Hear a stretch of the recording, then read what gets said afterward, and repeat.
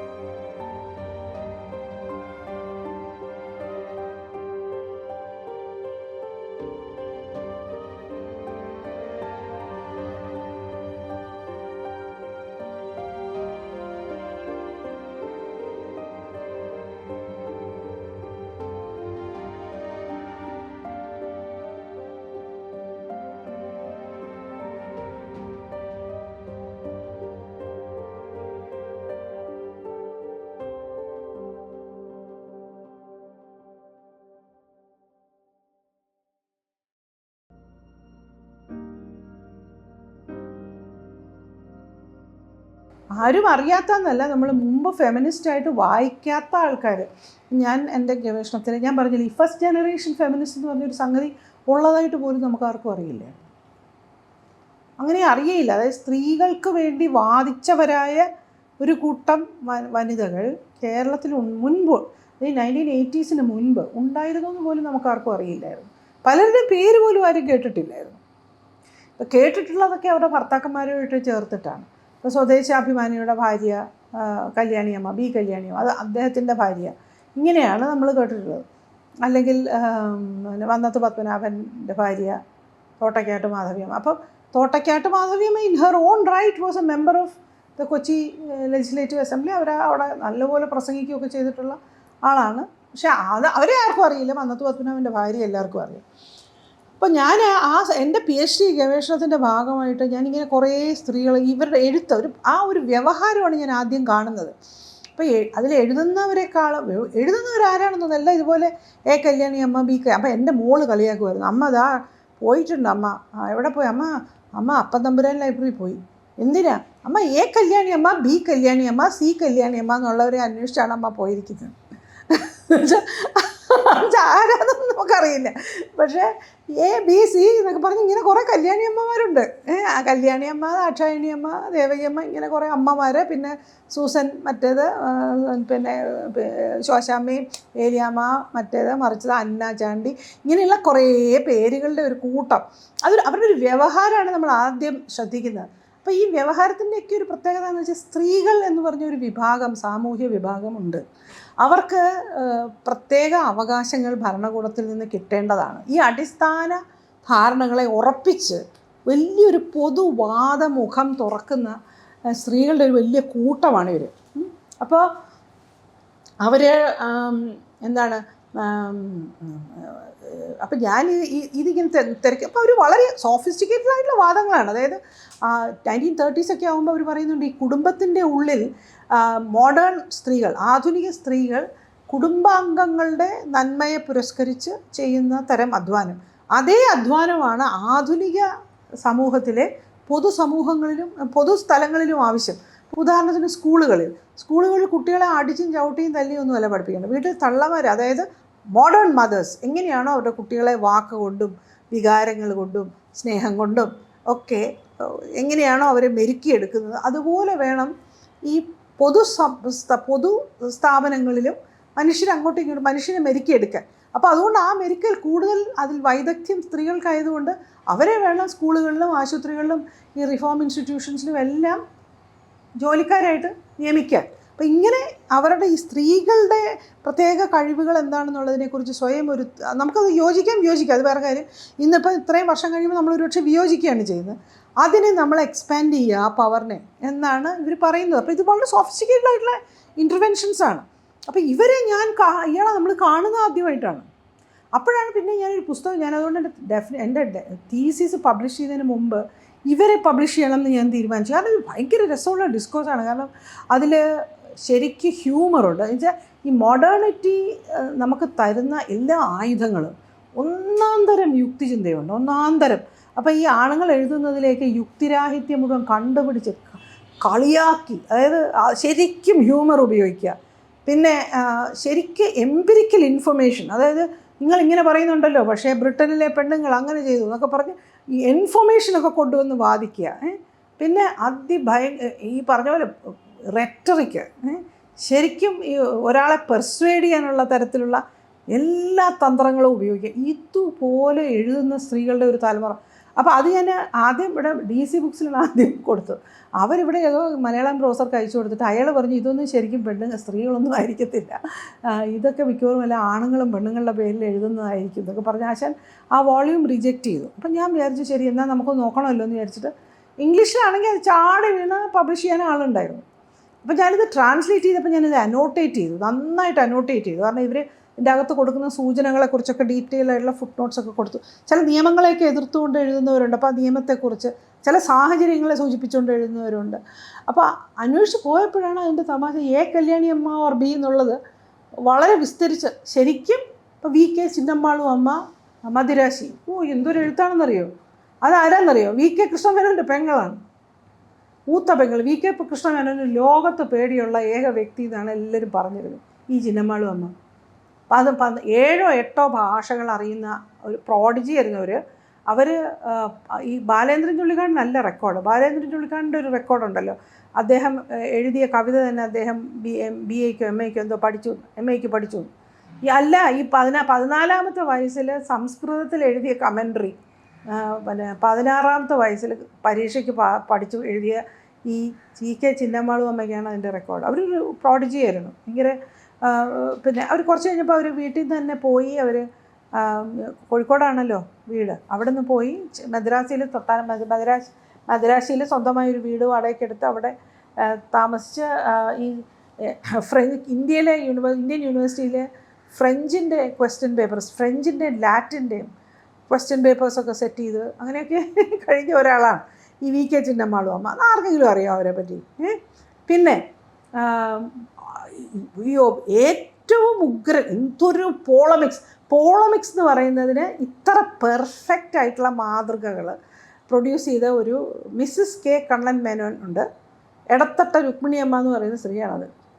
അതായത് എടത്തട്ട നാരായണൻ്റെ അമ്മയാണ്. ഒരുപക്ഷെ ഇന്ത്യ കണ്ടിട്ടുള്ള ഏറ്റവും ഫൈനസ്റ്റ് പോളമിക്സിൽ ഏർപ്പെട്ടിരുന്ന ഒരു ജേർണലിസ്റ്റാണ് ഈ എടത്തട്ട നാരായണൻ. അത് ചുമ്മാല്ല, അത് എവിടുന്ന് വന്നതെന്നുള്ളത് ഈ എടത്തട്ട രുക്മിണിയമ്മ എഴുതിയിരിക്കുന്നത് വായിച്ചാൽ അറിയാം. അതെന്നുവെച്ചാൽ അപ്പോൾ എടത്തട്ട രുക്മിണി, നമ്മൾ ഷേക്സ്പിയർ സിസ്റ്റർ വെർജീനിയ വുൾഫ് പറയുന്ന ഒരു ഫേമസ് ആയിട്ടുള്ള ലേഖനമുണ്ട്. ഷേക്സ്പിയറിനൊരു പെങ്ങളുണ്ടായിരുന്നെങ്കിൽ, അതുപോലെ തന്നെ എഴുതാൻ കഴിവുള്ള ഒരു പെങ്ങളായിരുന്നെങ്കിൽ അവർ എവിടെയാകുമായിരുന്നു. ആ പറഞ്ഞ പോലെയാണ് VK Krishna Menon sister, Edathatta Narayanan's mother. ഈ കണക്കിനാണ് ഇവരുടെ എഴുത്ത്. പിന്നെ പലരും സ്വന്തം പേരൊന്നും വെക്കില്ല പേടിച്ചിട്ടേ. അപ്പം സരോജിനി അമ്മ എന്നുള്ള പേര്, സരോജിനി എന്ന്. അപ്പോൾ ഈ എടത്തട്ട രുക്മിണി അമ്മ തന്നെയാണ് ഇതെന്ന് എനിക്ക് മനസ്സിലായത്. ഇവരുടെ ശൈലി കണ്ടാൽ നമുക്കറിയാം. കാരണം ഇവർ ഈ ഭീരങ്കി എന്നൊക്കെ പറയുന്ന വാക്കുകളൊക്കെ ഉണ്ടാക്കും ആൾക്കാരെ. ഭീരങ്കികൾ, സംസ്കൃത ഭീരങ്കികൾ ഞങ്ങൾക്ക് നേരെ തിരിച്ചു വെക്കരുത് എന്നൊക്കെ പറഞ്ഞ് എഴുതുന്ന ടൈപ്പാണ്. അപ്പോൾ ഇവരുടെ ശൈലി കണ്ടാൽ നമുക്കറിയാം. പക്ഷേ എനിക്ക് ഉറപ്പ് വരുത്താൻ വേണ്ടിയിട്ട് ഞാൻ അവരുടെ നീസിനെ കോണ്ടാക്ട് ചെയ്യാൻ പറ്റി. അവർ വായിച്ചിട്ട് സരോജിനി അവരുടെ മൂത്ത മകളുടെ പേരാണ്. അപ്പോൾ മൂത്ത മകളുടെ പേരിലാണ് ഈ വൻ പോളമിക്സ് എഴുതുന്നത്. അത് വലിയ വലിയ ആൾക്കാരെ പറ്റിയാണ്. ഇവിടെ പുത്തേഴുത്ത് രാമമേനോനെ പറ്റിയൊക്കെയാണ്. പുത്തേഴുത്ത് രാമമേനോനൊക്കെ തലയും കുനിച്ച് ഓടിപ്പോവും വായിച്ചാൽ, കാരണം അതുപോലത്തെ എഴുത്താണ്. അപ്പം അങ്ങനൊരു ഭയങ്കര ഒരു ആ ഡിസ്കവറി ഉണ്ടല്ലോ, അത് ശരിക്കും ഞാൻ ആലോചിക്കും, എന്തൊരു കോൺഫിഡൻസാണ് നമുക്കൊക്കെ തന്നത്, എനിക്ക് തന്നത് പേഴ്സണലി. കാരണം അതിൻ്റെ അർത്ഥം എന്താ, ഓഫ് കോഴ്സ് എന്തുകൊണ്ട് ഇവരെല്ലാം കംപ്ലീറ്റ്ലി ചരിത്രത്തിൽ നിന്ന് മറയ്ക്കപ്പെട്ടു എന്നുള്ളത് വേറൊരു ചോദ്യമാണ്. പക്ഷേ ഇങ്ങനെ എഴുതാൻ നമുക്ക് സാധിക്കും എന്നുള്ളത് പെട്ടെന്നൊരു ഞാൻ ആ സമയത്തോട്ട് മാതൃഭൂമിയിൽ ഇങ്ങനെയാണ് എഴുതിക്കൊണ്ടിരുന്നത്. തുടക്കത്തിൽ ഞാൻ മാതൃഭൂമിയിൽ 2004 മുതൽ ഏതാണ്ട് ഒരു 2010 വരെ ഇതുപോലെ എഴുതിക്കൊണ്ടിരുന്നു. ഈ സ്ത്രീകളുടെ ഒരു മാതൃകയായിരുന്നു എനിക്ക് കിട്ടിയിരുന്നത്. അപ്പോൾ എൻ്റെ സ്വന്തം അധ്യാപകന് എം ഗംഗാധരനെ പറ്റിയൊക്കെ നല്ല ഇതുപോലെ ഈ എടത്തട്ട രുക്മിണിയമ്മ എഴുതിയ പോലെ എഴുതിയിട്ടുണ്ട്. പക്ഷെ അതൊരു രസമായിരുന്നു അന്നത്തെ മാതൃഭൂമി ആഴ്ചപ്പതിപ്പിൽ ഒരുപാട് മറുപടി ലേഖനങ്ങൾ. അപ്പോൾ നമ്മൾ ശരിക്കും കൂറ ബംഗാളത്ത് പോയതുപോലെ എന്നൊക്കെ ടൈറ്റിലൊക്കെ വെച്ചിട്ട് ഫ്രാൻസിലൊക്കെ പോയിട്ട് ഫ്രാൻസിൽ പോയി കുറേ കാലം അവിടെ ജീവിച്ചിട്ട് തിരിച്ചു വന്ന് ഇവിടെ പെൺകുട്ടികളൊക്കെ ചീത്തയായി പോകുന്നു എന്നൊക്കെ പറഞ്ഞ് സൂക്ഷിക്കണം എന്നൊക്കെ പറഞ്ഞ് വലിയ വലിയ സാഹിത്യകാരന്മാരുണ്ട് ഇവിടെയൊക്കെ കേരളത്തിൽ എഴുതുന്നത്. അപ്പോൾ കൂറ ബംഗാളത്ത് പോയതുപോലെ എന്നെ പറഞ്ഞുകൊണ്ട് എഴുതാനുള്ള ആ ഒരു ഗട്ട്സില്ലേ, അത് ശരിക്കും വന്നത് ആ വായനയിൽ നിന്നാണ്. ഉണ്ട്. അല്ല അത് ഒരു വശം. ഇപ്പം അവരുടെ ആശയങ്ങളും അവരുടെ ശൈലി ഭയങ്കര എക്സ്പ്ലോസീവാണ്. അത് നമുക്ക് അത് ശരിക്കും നമുക്ക് അനുകരിക്കാവുന്നതാണ്. പക്ഷെ അവരുടെ ആശയങ്ങൾ കാലത്തിൻ്റെ ഒരു അകലത്തിൽ ഡെഫിനറ്റ്ലി ഇന്ന് നമ്മൾ ഫെമിനിസമായിട്ട് ഒരുപക്ഷെ കണക്കാക്കില്ല. ഇന്ന് ഒരുപക്ഷെ നമ്മൾ തട്ടിക്കളയാൻ ശ്രമിക്കുന്ന പിതൃമേധാവിത്വത്തിൻ്റെ പല പ്രാഗ്രൂപങ്ങളും അവരുടെ എഴുത്തിലുണ്ട്. അവരുടെ എഴുത്തിൽ നല്ലപോലെയുണ്ട്. പ്രത്യേകിച്ചും ഇവർ വരേണ്യ സ്ത്രീകളാണ്. അപ്പം വരേണ്യ സ്ത്രീകളിൽ പലരും ഇപ്പം നമ്മൾ ഈ റെഡി ടു വെയിറ്റ് എന്ന് പറയുന്ന പ്രസ്ഥാനവുമായിട്ട് ഇറങ്ങിയ സ്ത്രീകളിലെ കേരളത്തിൽ ശബരിമല സമരക്കാലത്ത് വലതുപക്ഷക്കാർ, അവരുടെ വേരും കിടക്കുന്നത് ഇവർ തന്നെയാണ് പലപ്പോഴും. അപ്പോൾ ഇവർ പറയുന്നുണ്ട്, ഞങ്ങൾക്ക് ഇപ്പോൾ ഉദാഹരണത്തിന് ഇപ്പോൾ അതിലൊരു ഈ ബി കല്യാണിയമ്മ എന്ന് പറയുന്ന പുള്ളി തന്നെ, ഫോർ എക്സാമ്പിൾ അവർ പറയുന്നത് സി കല്യാണിയമ്മ പറയുന്നുണ്ട്, ഞങ്ങൾ വെള്ളക്കാരികളെ പോലെയൊന്നുമല്ല, ഞങ്ങൾക്ക് ഈ ഉദ്യാനത്തിൽ ലാത്താനും ആണുങ്ങളുടെ കൂടെ ആട്ടമാടാനും, അതായത് അന്നത്തെ ഈ ബ്രിട്ടീഷ് സ്ത്രീകളെ പോലെ അങ്ങനെയൊന്നും ഞങ്ങൾക്ക് ആഗ്രഹമില്ല. ഞങ്ങൾക്ക് ആകെ ആഗ്രഹം ഈ കല്യാണി കളവാണി പാടിക്കൊണ്ടൊരു മൂലയിൽ ഇരിക്കരുതെന്ന് പറയരുത്. ഞങ്ങളതിന് പകരം ദീക്ഷിതരുടെ അല്ലെങ്കിൽ വലിയ കന്നഡ സംഗീതത്തിലെ മഹാന്മാരുടെ കീർത്തനങ്ങളൊക്കെ പാടും. അതൊക്കെയാണ് ഞങ്ങൾക്കിഷ്ടം. അല്ലാതെ കല്യാണിയും കളവാണിയും പാടിക്കൊണ്ട് ഒന്നര എടുത്തൊരു മൂലയിൽ ഇരിക്കാൻ പറഞ്ഞാൽ ഞങ്ങൾ ഇരിക്കത്തില്ല എന്നൊക്കെയാണ് അവർ പറയുന്നത്. പക്ഷേ ഈ പറഞ്ഞ പോലെയാണ് ആ ഒരു പറച്ചിലില്ലേ, ഞങ്ങൾക്ക് ഈ മറ്റ് സ്വാതന്ത്ര്യങ്ങളൊന്നും ആവശ്യമില്ല, ഞങ്ങളിങ്ങനെ എക്സ്ട്രീം അടക്കം ഒതുക്കം ഉള്ളവരാണ് എന്നിങ്ങനെ പ്രഖ്യാപിക്കുന്ന ആ ഒരു പ്രഖ്യാപനത്തിൽ തന്നെ ഒരുപക്ഷെ പിതൃമേധാവിത്വത്തെ പുനഃസ്ഥാപിക്കുന്നതായ ഒരുപാട് അംശങ്ങളുണ്ടല്ലോ. ചിലപ്പോൾ അതിനൊക്കെ എതിരെയാണ് നമ്മൾ പടപെട്ടിക്കൊണ്ടിരിക്കുന്നത്.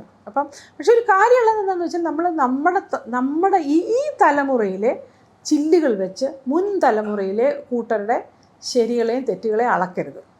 അവരുടെ പശ്ചാത്തലത്തിൽ അവർ ചെയ്തതിൻ്റെ പ്രസക്തി എന്താണെന്ന് മാത്രമേ നോക്കാൻ പാടുള്ളൂ. അതാണ് എൻ്റെ സംഗതി.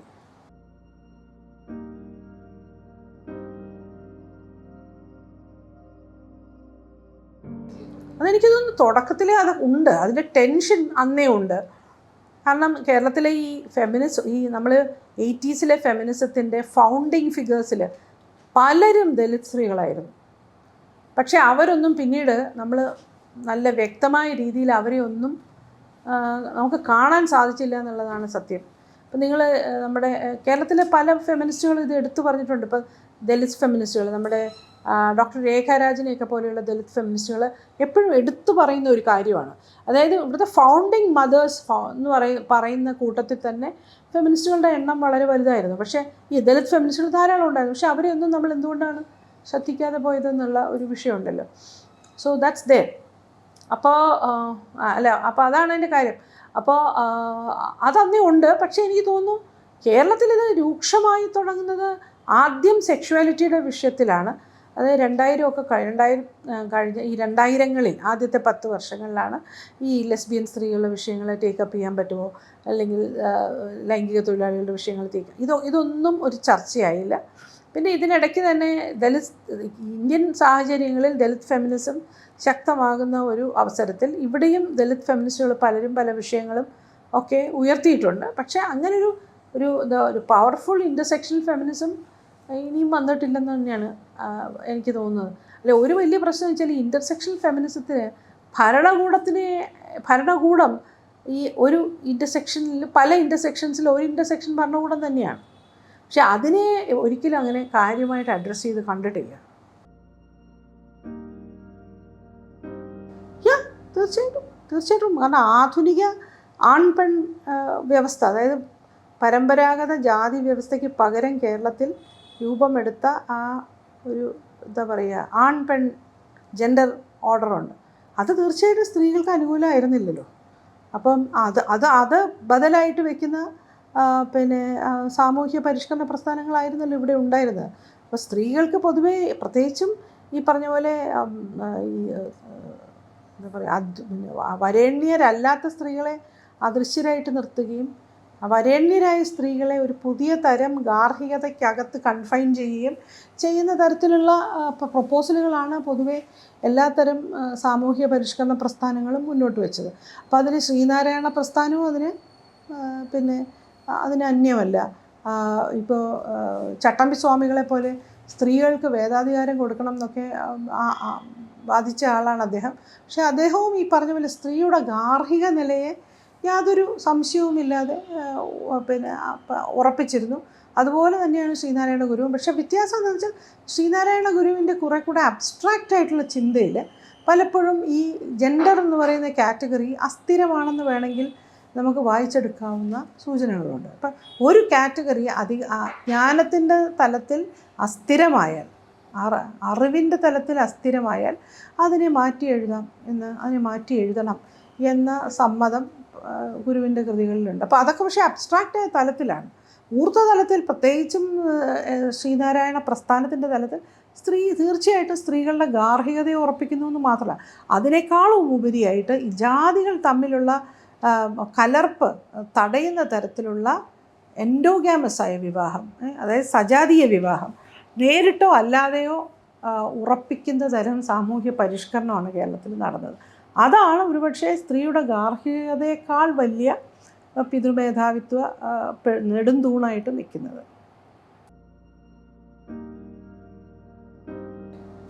അല്ല, കേരളത്തിൽ ഫെമിനിസ്റ്റ് ലിറ്ററേച്ചറിനെ പറ്റി പറയാൻ ഒരുപാടുണ്ട്. 20-ാം നൂറ്റാണ്ടിൽ തന്നെ ഈ ഒരു ഉണ്ടായി വന്ന മോഡേൺ മലയാള സാഹിത്യത്തിൽ, ആധുനിക മലയാള സാഹിത്യത്തിൽ ഉയർന്നു വന്ന പുരുഷന്മാരായിട്ടുള്ള എഴുത്തുകാരുടെ സവിശേഷ സൗന്ദര്യാത്മക ശൈലികളും അവർ തമ്മിലുള്ള ഉണ്ടാക്കുന്ന ചെറിയ സർക്കിൾസ് ഉണ്ടല്ലോ, സാഹിത്യ ചർച്ച സർക്കിൾസ്, അതിലൊന്നും തന്നെ സ്ത്രീകളില്ല. അപ്പം കേരളത്തിലെ ആദ്യത്തെ പ്രധാനപ്പെട്ട എഴുത്തുകാരികൾ, അതായത് ലളിതാംബിക നിർജ്ജനം, നമ്മുടെ സരസ്വതി അമ്മ, അങ്ങനെയൊക്കെ ഉള്ളവർ, ബാലാമണിയമ്മ, അവർ അവരുടേതായ രീതിയിൽ പിതൃമേധാവിത്വ വിരുദ്ധ എഴുത്ത് നടത്തുകയും അവർ സ്വന്തമായിട്ടൊരു ശൈലി, അവരെ ഈ അദൃശ്യതയിൽ അവർ കിടന്നിരുന്നതിൽ നിന്ന് പുറത്ത് വരുന്ന തരത്തിൽ തന്നെ അവർ ഒരു ശൈലി ഉണ്ടാക്കുകയും ഈ സ്ത്രീകൾ എന്ന് പറഞ്ഞൊരു സംവർഗത്തിന് മേൽ വെളിച്ചം വീശാൻ വേണ്ടി വിവിധ തരത്തിലുള്ള സാഹിത്യം രചിക്കുകയും ഈ ആണുങ്ങളുടെ ഈ സംഘങ്ങൾ സൃഷ്ടിക്കുന്ന സൗന്ദര്യാത്മക ശൈലികൾക്ക് ബദലായിട്ട് മറ്റ് സൗന്ദര്യാത്മക ശൈലികൾ ഉണ്ടാക്കുകയൊക്കെ ചെയ്തിട്ടുണ്ട്. അതിപ്പം ലളിതാംബിക ആയാലും കെ സരസ്വതി അമ്മയായാലും പിന്നീട് മാധവിക്കുട്ടി, രാജലക്ഷ്മി, ആ തലമുറ, അത് കഴിഞ്ഞ് സാറ ടീച്ചറിൻ്റെ, ഇപ്പം നിങ്ങൾക്ക് കാണാം സ്ത്രീകൾ കൂടുതൽ ഉന്നത വിദ്യാഭ്യാസത്തിലോട്ട് കയറും തോറും കൂടുതൽ എഴുത്തുകാരികളും ഉണ്ടാകുന്നു. അപ്പോൾ സാറ ടീച്ചർ, അഷിത, ചന്ദ്രമതി, പിന്നെ ഗ്രേസി, അങ്ങനെയുള്ള മാനസി, അങ്ങനെയുള്ള ഒരുപാട് എഴുത്തുകാരികൾ 80s-ലും 90s-ലും ഒക്കെ ഉണ്ടാകുന്നു. അത് കഴിഞ്ഞ് ശരിക്കൊരു ഫ്ലവറിങ് തന്നെ ഉണ്ടാകുന്നുണ്ട്. അതായത് ഇപ്പം നമുക്ക് കാണുന്ന ഇപ്പം നിങ്ങൾക്കറിയാമല്ലോ, കേരളത്തിൽ ഫിക്ഷൻ ഏറ്റവും അധികം വിറ്റുപോകുന്നതൊരു സ്ത്രീ ആയിട്ടുള്ള എഴുത്തുകാരിയാണ്. നോൺ ഫിക്ഷൻ ഒരിടയ്ക്ക് ഏറ്റവും അധികം വിറ്റഴിഞ്ഞതും ഒരു എഴുത്തുകാരി, ഒരു സ്ത്രീ ആയിട്ടുള്ള എഴുത്തുകാരി, ഒരു എഴുത്തുകാരിയാണ്. അപ്പം KR മീരയാണ് ഫിക്ഷൻ ഏറ്റവും വിറ്റഴിഞ്ഞു പോകുന്നത്. കുറച്ച് കാലം മുമ്പ് വരെ ഏറ്റവും അധികം നോൺ ഫിക്ഷൻ വിറ്റിരുന്നത് ദീപ നിശാന്ത് എന്ന് പറഞ്ഞ ഒരു എഴുത്തുകാരിയുടെ എഴുത്താണ്. അപ്പോൾ അങ്ങനെ നോക്കിയാൽ പെട്ടെന്ന് ഈ ഫെമിനിസ്റ്റ് സാഹിത്യത്തിന് വലിയൊരു വളർച്ച കേരളത്തിൽ ഉണ്ടായിട്ടുണ്ട്. അത് ഈ പറയുന്ന പോലെയാണ്. കൂടുതൽ സ്ത്രീകൾ ഉന്നത വിദ്യാഭ്യാസത്തിലേക്ക് പ്രവേശിക്കും തോറും അവരുടെ എണ്ണവും അവരുടെ സക്സസ് റേറ്റും അധികമാവുന്നുണ്ട്. അല്ല, ട്രാൻസ്ലേഷൻ പണ്ട് മുതലേ സ്ത്രീകൾ ചെയ്യേണ്ട ഒരു പണിയായിട്ടാണ് വെച്ചിരിക്കുന്നത്. അത്ര വലിയ ഇമ്പോർട്ടൻ്റ് ആയിട്ടുള്ള, അത്ര അധികം സർഗ്ഗശേഷിയൊന്നും ആവശ്യമില്ലാത്ത, എന്തും മണ്ടത്തരമാണെന്ന് വെച്ചാൽ അതൊക്കെ മണ്ടത്തരമാണ്. പക്ഷേ എന്തായാലും അതാണ് എൻ്റെ ധാരണ. ഈ പൊതുവെ പരിഭാഷയെ ഒരു പ്രത്യേക രീതിയിൽ ഫെമിനൈസ് ചെയ്ത് വെച്ചിട്ടുണ്ട്. അപ്പോൾ അതുകൊണ്ട് തന്നെ അധികവും അത് ചെയ്യാൻ മുതിരുന്നത് സ്ത്രീകളാണെന്നുള്ളതാണ് സത്യം. പിന്നെ അത്തരം സ്കിൽസ് കേരളത്തിൽ ആർജിച്ചിരിക്കുന്നതും സ്ത്രീകളാണ്. ഇപ്പം പക്ഷേ അങ്ങനെയല്ല. ഒന്ന് രണ്ട് പിന്നെ പുരുഷന്മാരായിട്ടുള്ള ട്രാൻസ്ലേറ്റേഴ്സ് ഇപ്പോൾ ഉണ്ട്. നന്ദകുമാർ എന്ന് പറഞ്ഞിട്ട് ഒരാളുണ്ട്. അങ്ങനെ ഒന്ന് രണ്ട് പേരുണ്ട്.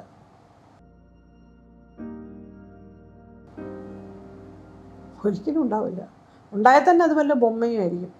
AI ഉണ്ടാവാൻ സാധ്യതയുണ്ട് കേട്ടോ. ഭാവിയിൽ ഉണ്ടാവും. ആർട്ടിഫിഷ്യൽ ഇൻ്റലിജൻസ് മന്ത്രിമാരുണ്ടാകുന്ന കാലത്തുണ്ടാവും.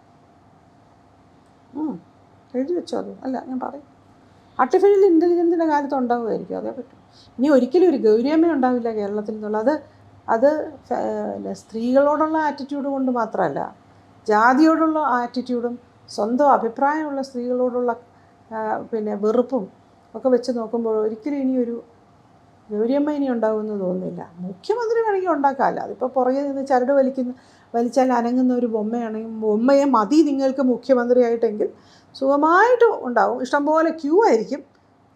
ഇപ്പം വീണ ജോർജിനെ തന്നെ പിടിച്ചിരുത്തിയാൽ മതി, കൂടുതലൊന്നും വേണ്ട.